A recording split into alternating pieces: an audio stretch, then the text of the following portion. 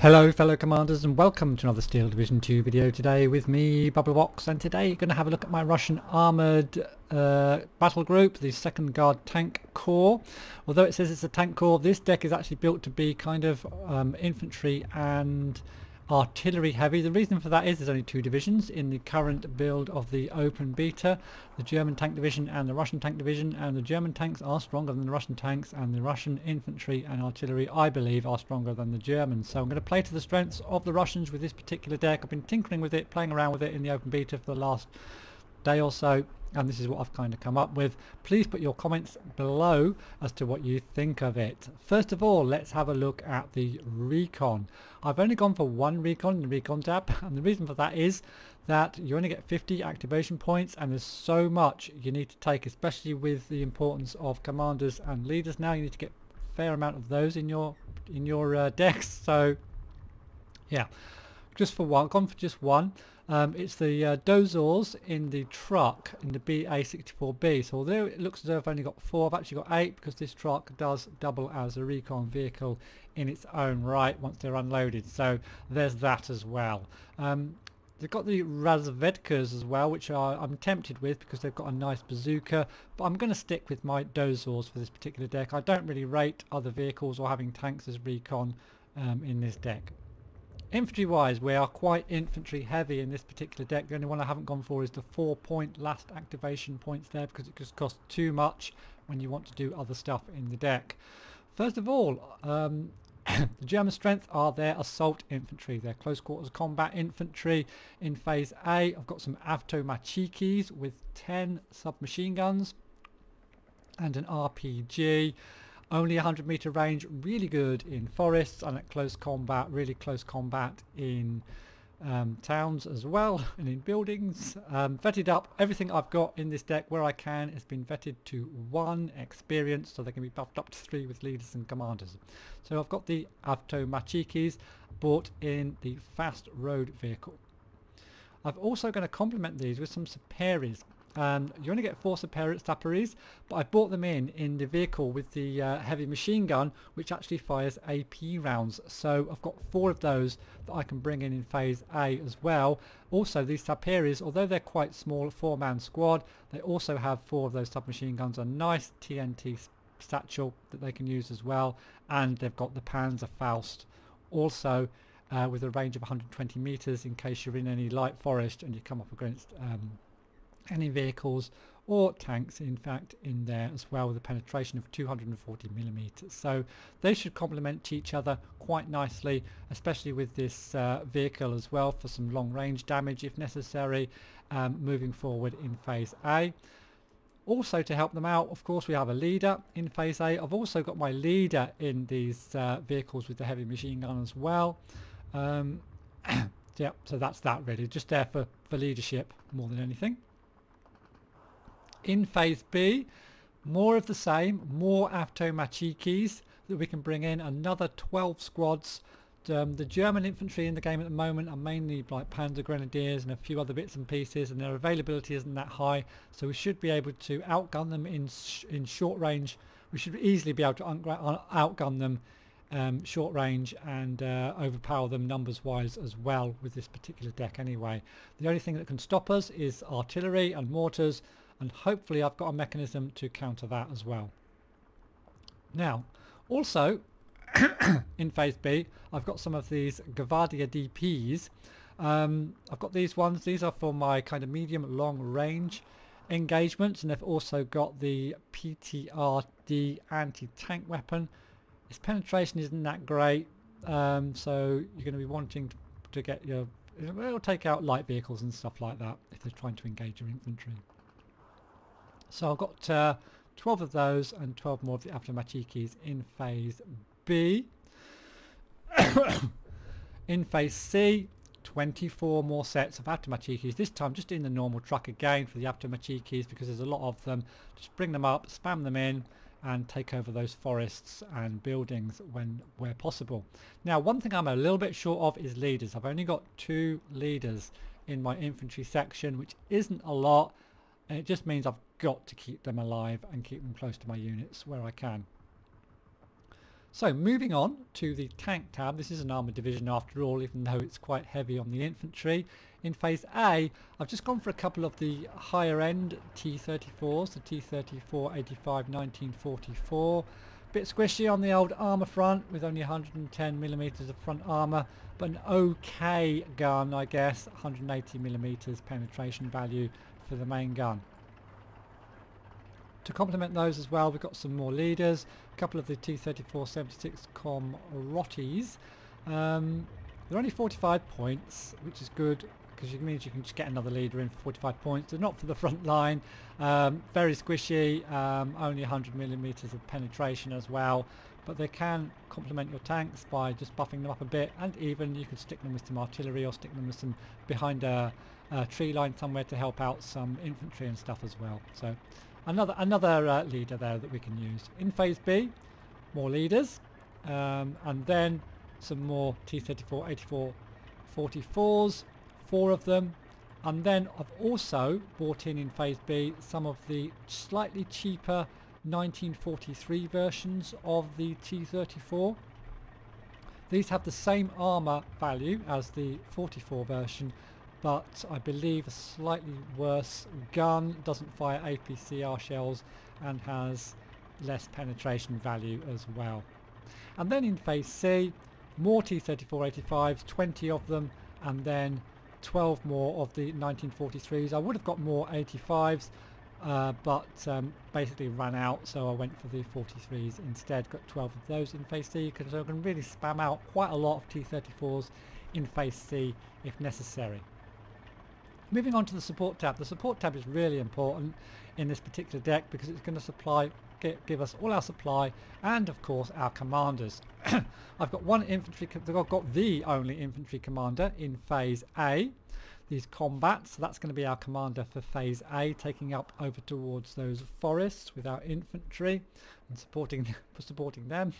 And we've got a M2 combat commander as well to supplement our command status if we need that in phase B. I've got a lot of supply, but it's kind of spread out a bit, which is a little bit worrying in this deck. I've only got 2 supply trucks in phase A, which is going to have to supply our artillery, which we're going to have a look at in a moment, and also fix any broken down vehicles as well. So 2 of those in phase A, they've got to last us for 20 minutes because we don't get any more supply vehicles until we get 10 in phase C. And I wanted to go for more supply in phase C because we're going to bring out a lot of Katyushas and stuff in phase C. I've also gone for 1 Su-152 in phase A. It's very powerful, but I find it's quite difficult to use because it's quite situational. It's a bit squishy if it comes up against the Panzer IV.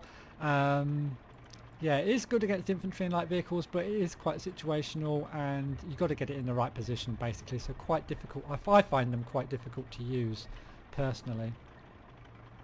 Moving on to the anti-tank.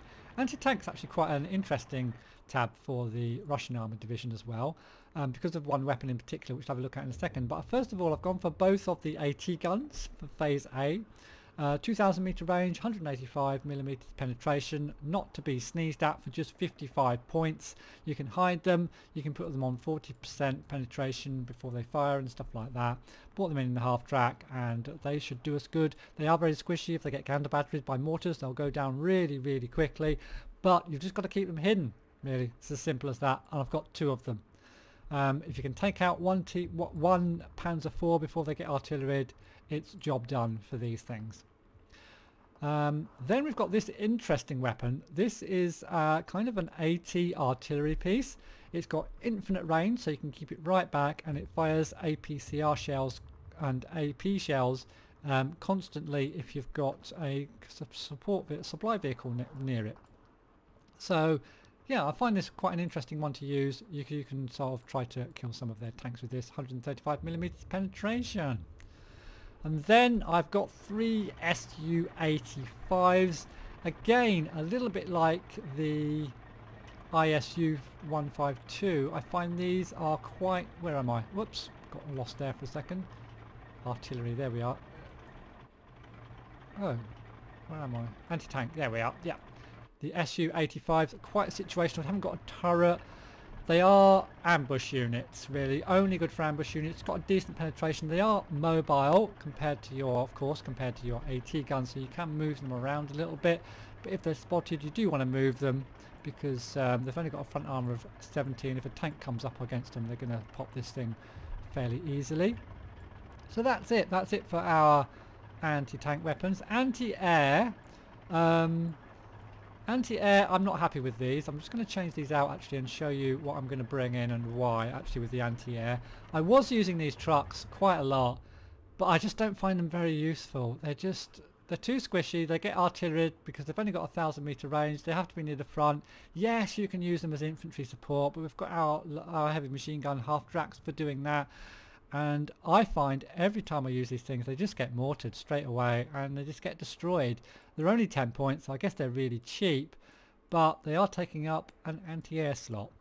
So, and I've also got these gases, but again 1,000 meters range, not brilliant. So I would go for now, I think these or these. If you want something more mobile, go for the ZSUs. If you don't need anything quite so mobile but a bit more powerful, go for the Zen Art 37mm, and I'm going to go for these guys, and I'm going to get a set of these in phase A at 1 experience level, I think.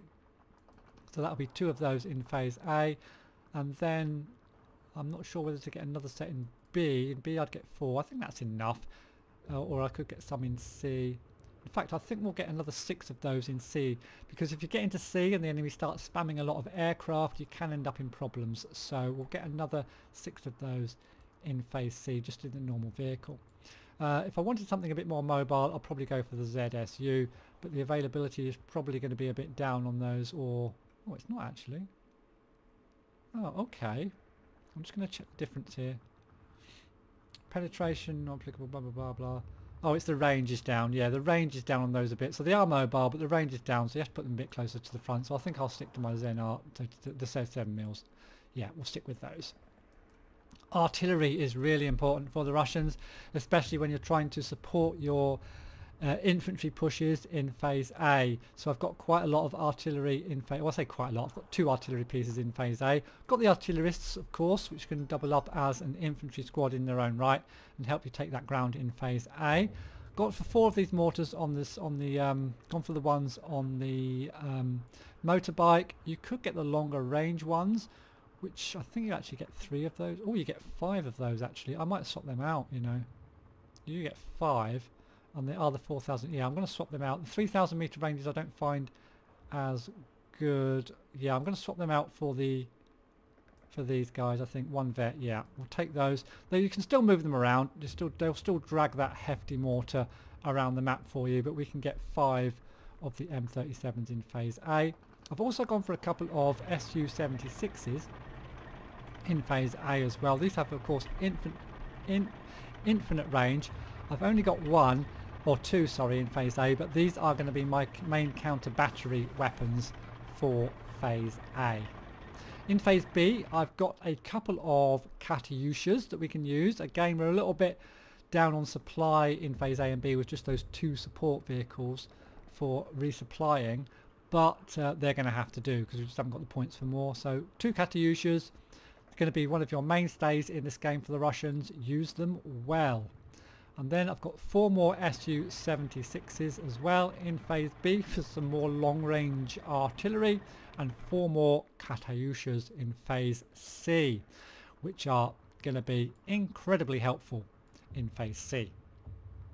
Airwise, I'm not over brilliant with the aircraft currently in this game. But I thought these were quite cheap and could be useful. So we've got, these are just 1 activation point for 3 decent fighters. So I've gone for get 3 of these vetted up fighters in phase C. Only cost 1 activation point. And I've also gone, also only costing 1 activation point, I've got 2 of the bombers, which will drop 500 kilogram bombs for you in phase C if you need those. So that's it, guys. That is my deck, my Russian deck. I've been tweaking and trying to balance it out so that it's a good kind of infantry artillery push deck for the game in the first phase of the open beta. Let me know what you think of it in the comments below. I hope you enjoyed this video. Please do subscribe for more, and I'll see you in the next one. Thanks for watching.